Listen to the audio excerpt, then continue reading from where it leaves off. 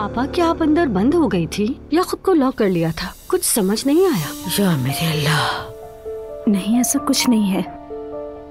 तो फिर मसला क्या है? कोई मसला नहीं है भाई।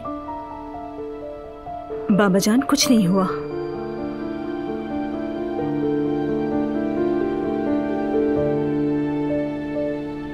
कुछ दिनों पहले मेरी हिकमत साहिबा की बहू से मुलाकात हुई थी।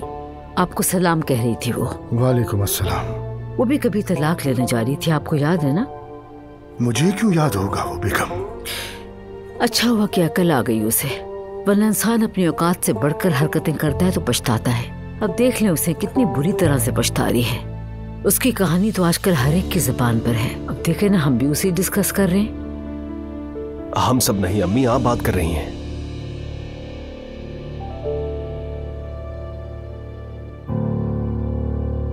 क्या हुआ?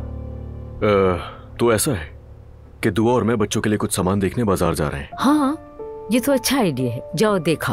अभी तो काफी वक्त है। हमने इंटरनेट पर देखा है फर्नीचर आने में तकरीबन 2 से 3 माह लगेंगे, इसलिए वक्त मुनासिब है। बेटी तुम्हें जो अच्छा लगे वो करो।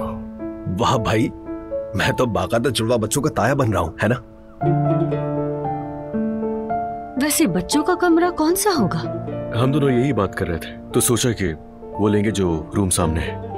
लेकिन वो कमरा तो छोटा है बेटा। ठीक कहा, दूसरा कमरा बड़ा है थोड़ा, लेकिन हम चाहते हैं कि कमरा जो करीब है वो लें। सही है। ठीक है बेटी, जैसा तुम्हें बेहतर लगे।